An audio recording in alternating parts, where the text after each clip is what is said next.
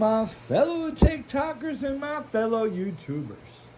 This is Roy back again. We're going to do a video on a comment that was left. And the comment was from Jason Joplin. It was on YouTube. And shout out to Jason. How you doing, buds? Hopefully you're still doing those beautiful tile pans, man. Your tile work is phenomenal. Beautiful work, bro. I was checking out your master tile maker, shower tile. Yes, beautiful.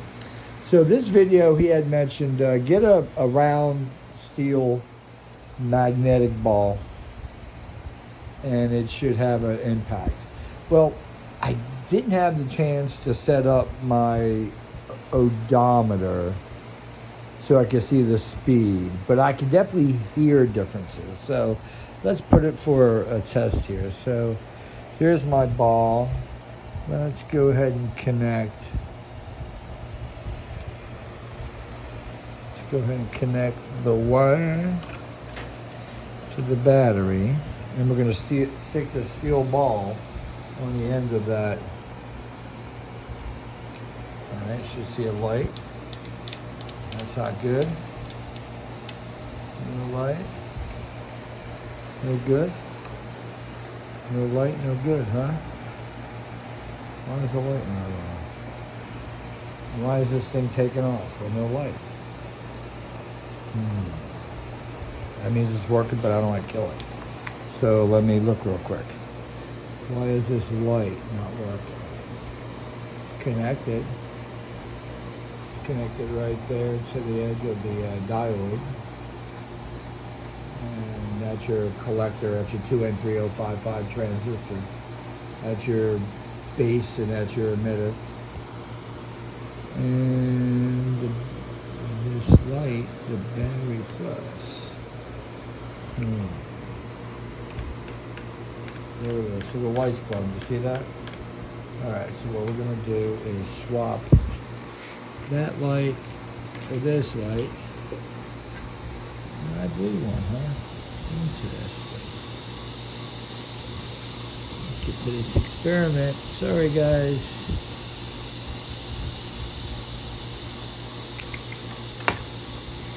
Sadamendo.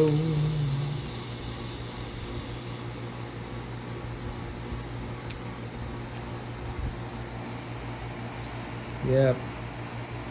You need two fingers sometimes, especially when you're only working on one eye. Yabba dabba doo. It's getting better though. I see light, but that's it. I can't tell what's in front of me. Alright, here we go. Light's on. So when this touches, that light should go on. Still no.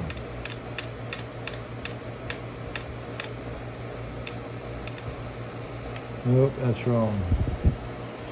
So this black, oh, that's it. It goes to that.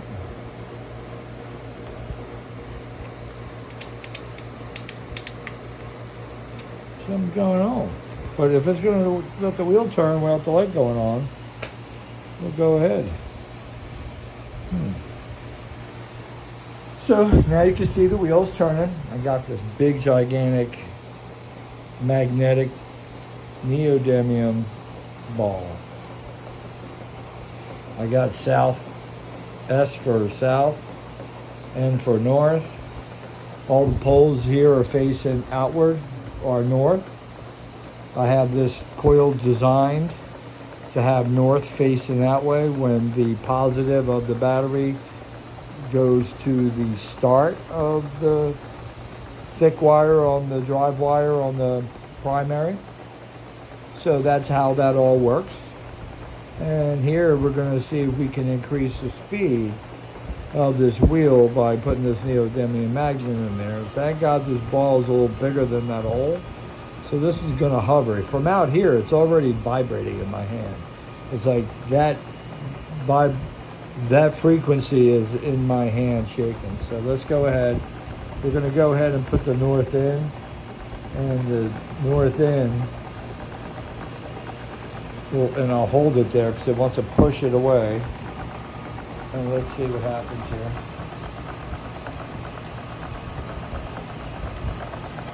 I can already tell you it's picking up a lot more speed. Crazy. So it's vibrating. I'll let it go. And now we're going to see it move. And there's the south. And where the north was facing in. So what's being created in this coil is south, is north on that side, south on this side. So the north part of this magnet is facing in. That's what's holding it up to here. Switching on and off. And there is a bias there because there's the south facing up. It's almost like an east-west kind of thing.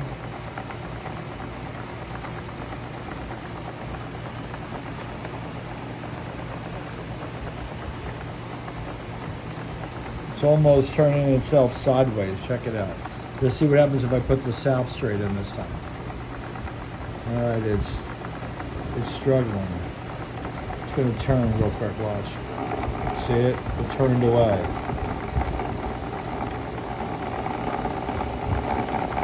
So it's definitely picking up a lot more speed there, which stands to reason. Jason, great comment. Thank you for your comment. We'll add more to this, having the electric meters, the amp meters, the wattage meter. I got the trio meters. And then also we'll have the RPMs. And then once I get it hooked up a little bit more, we'll have the resistance, the potentiometer in between the primary and the secondary on the bifilar coil here.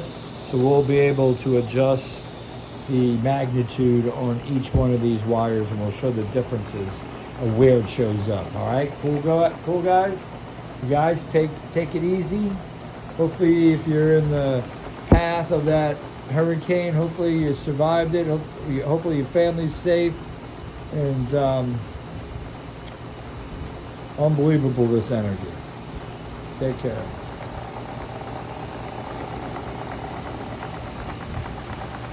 Hear that thing?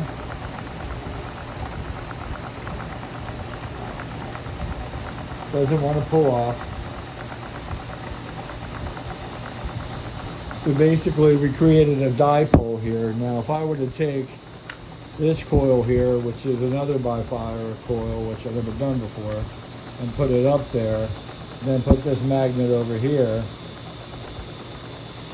I like to see if anything comes out of those wires. I already feel vibration. So there's a magnetic field moving through these coils. And then also, since it's wound in one direction, if you change the direction, I can feel the magnet in my hand even stronger now. So all that stuff is way, way cool. Let's see, on top of that, these little old coils I have, I'm going to hook some LEDs up to it so we can kind of use it as some studies that I have done, and I really appreciate these studies, were expansion of a dipole, and also creating a magnetic dioid. So I have these dioids that are, in here, and they're just regular dioids, and the ribbon out is where you get your negative energy, and your positive side is what it is. And on doing it with coils, I can put lights on here and prove to you guys.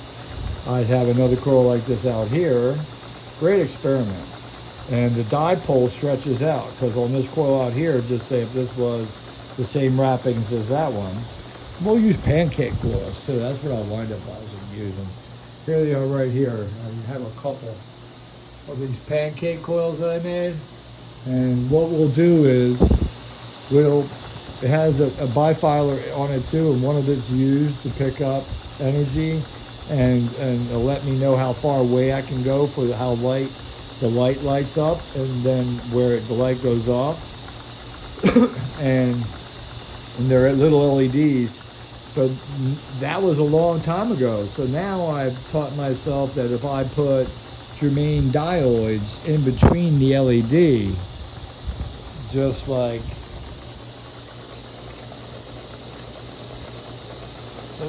this one right here. And it's got the germane diode right there. And what's great about that germane diode, it loves RF frequency. Oh yeah, loves the kilohertz. Loves more than that. That right there will be like a piezoelectric and turn this light on. Not through a magnetic field though, but only through a high frequency. It would be in megahertz more than kilohertz there. But the interesting thing is I learned how to make dipoles magnetically by putting the coil in between them. And when you put the coil in between them, if the light on the outside coil goes off, you interrupted the coil potential out. And what you have now is a strength power between these two being together. And I said, well, that's not the effect I'm looking for. I want to be able to go in it, and I was hunting down to challenge the Lenz effect and basically try to eliminate the Lenz effect. And what I did realize is when I put another coil in there, because I had opposite wound coils, I had the coil in there wound the opposite, and I stuck it in there for shits and giggles. And guess what? Both lights lit up. The effect on the wheel, and the effect on the drive coil, and the effect on the sending coil, which would be the feedback, the secondary on this coil, was not affected, because they are all affected by the Lenz effect. You can't escape the Lenz effect from this this apparatus I have here. This apparatus is frickin' flying. I bet I got to hook up my thermometer or my speedometer, because basically I need 3,600 RPMs to create my sine waves in my coils down here. My figure arrow setup, waiting on my wire to come in. So I need the speed. I think it's way past that right now. I got to do the math. You got 8 to 1 ratio. So whatever speed I'm doing, if I'm doing 640, just say 640 revolutions per minute, then you times that by 8, and I'd be at 4,800 and change. But yeah, I don't know, it's good stuff. Yeah, so the experiment with the dipoles. I love the experience with the dipoles.